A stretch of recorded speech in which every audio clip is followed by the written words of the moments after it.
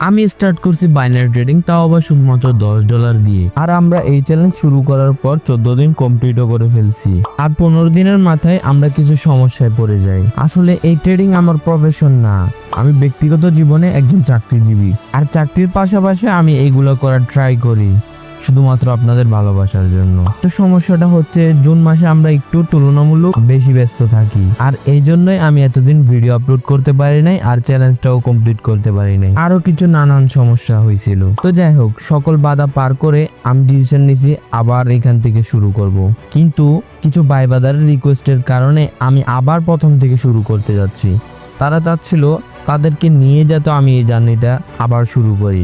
This is day 1 of my 30 days trading challenge. এখানে আপনিও সাক্ষী হতে পারেন ঐতিহাসিক একটি চ্যালেঞ্জের। এই চ্যালেঞ্জে আমরা ট্রাই করছি এই $10কে 30 দিনে গ্রো করার। আর চাইলে আপনিও জয়েন করতে পারেন এই চ্যালেঞ্জে। কিভাবে জয়েন করবেন বিস্তারিত